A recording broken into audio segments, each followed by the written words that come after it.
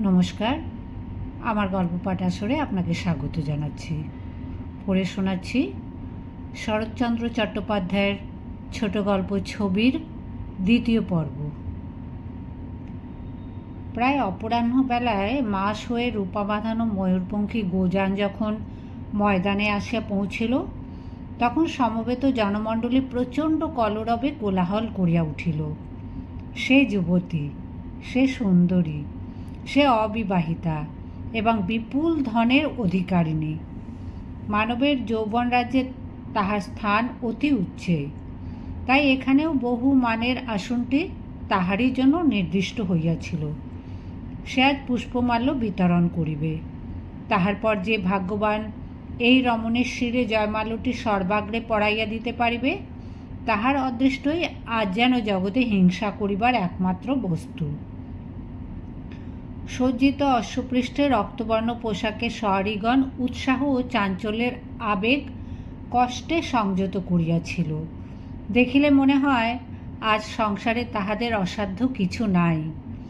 ক্রমশ সময় আসন্ন হইয়া আসিল এবং যে কয়জন অদৃষ্ট পরীক্ষা করিতে আজ উদ্যত, তাহারা সারি দিয়া দাঁড়াইল এবং ক্ষণেক পরেই ঘণ্টার সঙ্গে সঙ্গে মরি বাঁচি জ্ঞানশূন্য হইয়া কয়জন ঘোড়া ছুটাইয়া দিল।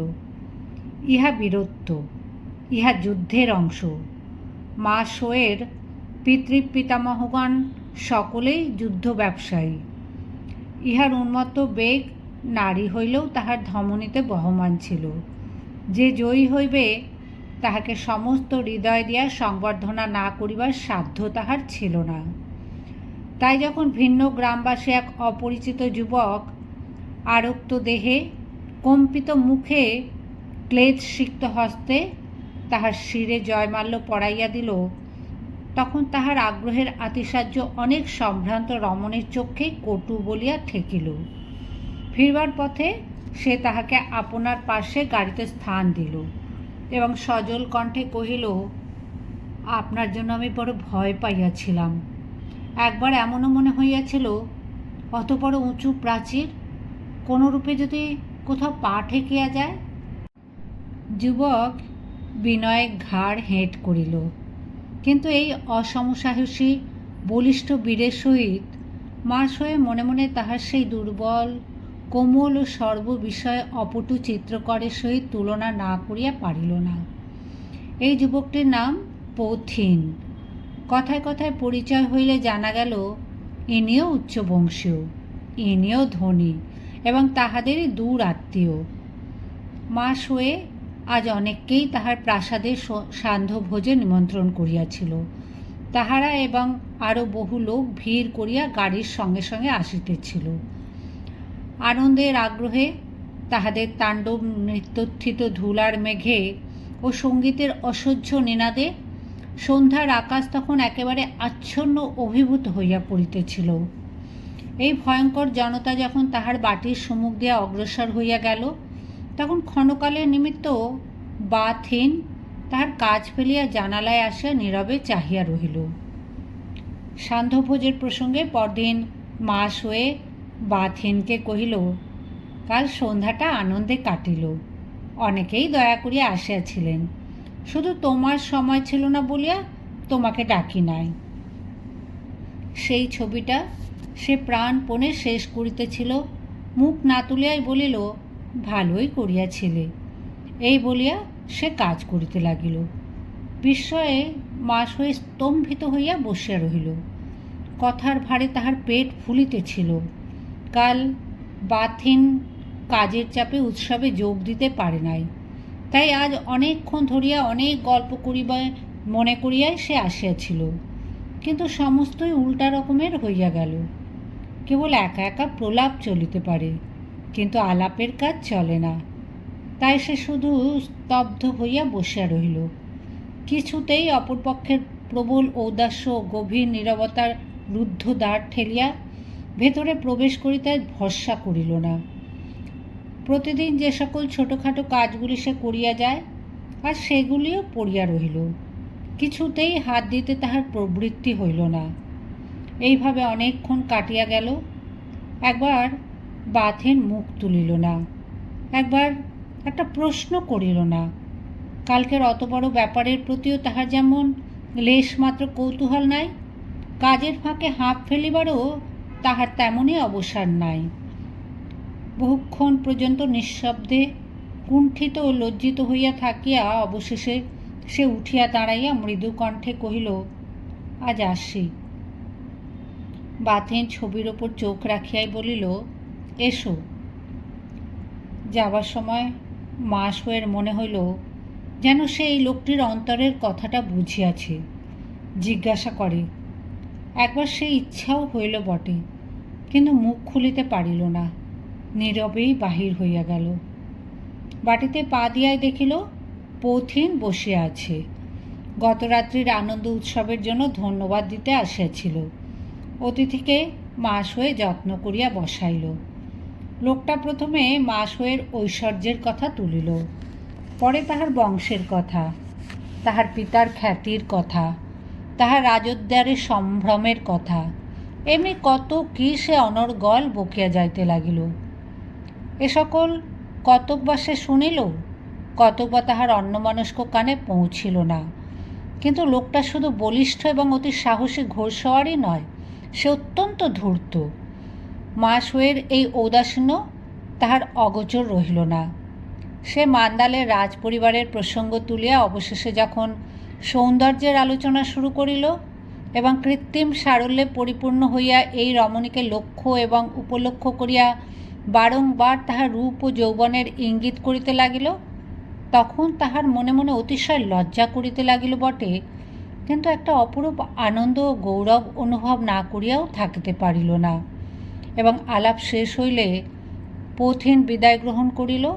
তখন আজিকা রাত্রির জন্য সে আহারের নিমন্ত্রণ লইয়া গেল। কিন্তু চলিয়া গেলে তাহার কথাগুলো মনে মনে আবৃত্তি করিয়া মাসওয়ের সমস্ত মন ছোট এবং গ্লানিতে ভরিয়া উঠিল, এবং নিমন্ত্রণ করিয়া ফেলার জন্য বিরক্তি ও বৃতৃষ্ণার অবধি রহিল না। সে তাড়াতাড়ি আরও জন কয়েক বন্ধু বান্ধবকে নিমন্ত্রণ করিয়া চাকর দিয়া চিঠি পাঠাইয়া দিল। অতিথিরা যথাসময়ে হাজির হইলেন এবং আজও অনেক হাসি তামাশা, অনেক গল্প, অনেক নৃত্যগীতের সঙ্গে যখন খাওয়া দাওয়া শেষ হইল, তখন রাত্রি আর বড় বাকি নাই। ক্লান্ত পরিশ্রান্ত হইয়া সে শুইতে গেল, কিন্তু চোখে ঘুম আসিল না। কিন্তু বিস্ময় এই যে, যাহা লইয়া তাহার এতক্ষণ এমন করিয়া কাটিল, তাহার একটা কথাও তার মনে আসিল না। সে সকল যেন কত যুগের পুরনো অকিঞ্চিতকর ব্যাপার, এমনই শুষ্ক, এমনই বিরস। তাহার কেবলই মনে পড়িতে লাগিল আর একটা লোককে, যে তাহারই উদ্যান প্রান্তের একটা নির্জন গৃহে এখন নির্বিঘ্নে আছে। আজিকার এত বড় মাতামাতির লেশ মাত্রও তাহার কানে যাইবার হয়তো এতটুকু পথও কোথাও খুঁজিয়া পায় নাই। চিরদিনের অভ্যাস প্রভাত হইতে মাসওয়েকে টানিতে লাগিল। আবার সে গিয়া বাথিনের ঘরে আসিয়া বসিল। প্রতিদিনের মতো আজও সে কেবল একটা এসো বলিয়াই তাহার সহজ অভ্যর্থনা শেষ করিয়া কাজে মন দিল। কিন্তু কাছে বসিয়াও আর একজনের আজ কেবলই মনে হইতে লাগিল, ওই কর্মনিরত নীরব লোকটি নীরবেই যেন বহুদূরে সরিয়া গিয়াছে। অনেকক্ষণ পর্যন্ত মাসওয়ে কথা খুঁজিয়া পাইল না। তারপরে সংকোচ কাটাইয়া জিজ্ঞাসা করিল, তোমার আর কত বাকি? অনেক। তবে এই দুদিন ধরিয়া কি করিলে? বাথেন ইহার জবাব না দিয়া চুরুটের বাক্সটা তাহার দিকে বাড়াইয়া দিয়া বলিল, এই মদের গন্ধটা আমি সইতে পারি না। মাসওয়ে এই ইঙ্গিত বুঝিল। জ্বলিয়া উঠিয়া হাত দিয়া বাক্সটা সজোরে ঠেলিয়া দিয়া বলিল, আমি সকালবেলা চুরুট খাই না, চুরুট দিয়া গন্ধ ঢাকিবার কাজও করি না, আমি ছোট লোকের মেয়ে নই। বাথেন মুখ তুলিয়া শান্ত কণ্ঠে কহিল, হয়তো তোমার জামা কাপড়ে কোনো রূপে লাগিয়াছে, মদের গন্ধটা আমি বানাইয়া বলি নাই। মাসওয়ে বিদ্যুৎ বেগে উঠিয়া দাঁড়াইয়া কহিল, তুমি যেমন নীচ তেমনই হিংসু, তাই আমাকে বিনা দোষে অপমান করিলে। আচ্ছা, তাই ভালো, আমার জামা কাপড় তোমার ঘর থেকে আমি চিরকালের জন্য সরাইয়া লইয়া যাইতেছি। এই বলিয়া সে প্রত্যুত্তরের অপেক্ষা না করিয়াই দ্রুত বেগে ঘর ছাড়িয়া যাইতেছিল। বাথিন পেছনে ডাকিয়া তেমনি সংযত স্বরে বলিল, আমাকে নীচ ও হিংসুক কেহ কখনো বলে নাই। তুমি হঠাৎ অধঃপথে যাইতে উদ্যত হইয়াছ বলিয়াই সাবধান করিয়াছি। মাসোয় ফিরিয়া দাঁড়াইয়া কহিল, অধঃপথে কি করিয়া গেলাম? তাই আমার মনে হয়। আচ্ছা, এই মন লইয়াই থাকো, কিন্তু যাহার পিতা আশীর্বাদ রাখিয়া গেছেন, সন্তানের জন্য অভিশাপ রাখিয়া যান নাই, তাহার সঙ্গে তোমার মনের মিল হইবে না। এই বলিয়া সে চলিয়া গেল। কিন্তু বাথিন স্থির হইয়া বসিয়া রহিল। কেহ যে কোনো কারণেই কাহাকে এমন মর্মান্তিক করিয়া বিঁধিতে পারে, এত ভালোবাসা একদিনেই যে এত বড় বিষ হইয়া উঠিতে পারে, ইহা সে ভাবিতেও পারিত না। মাস হয়ে বাটি আসিয়াই দেখিল পথিন বসিয়া আছে। সে সসম্ভ্রমে উঠিয়া দাঁড়াইয়া অত্যন্ত মধুর করিয়া একটু হাস্য করিল। হাসি দেখিয়া মাস হয়ে দুই ভ্রু বোধ করি অজ্ঞাতসারেই কুঞ্চিত হইয়া উঠিল। কহিল, আপনার কি বিশেষ কোনো প্রয়োজন আছে? না, প্রয়োজন এমন তাহলে আমার সময় হবে না বলিয়া পাশের সিঁড়ি দিয়া মাস হয়ে ওপরে চলিয়া গেল। গত নিশার কথা স্মরণ করিয়া লোকটা একেবারে হতবুদ্ধি হইয়া গেল। কিন্তু বেহারাটার সম্মুখে আসিতেই কাষ্ঠ হাসির সঙ্গে হাতে তাহার একটা টাকা গুঁজিয়া দিয়া শীষ দিতে দিতে বাহির হইয়া গেল।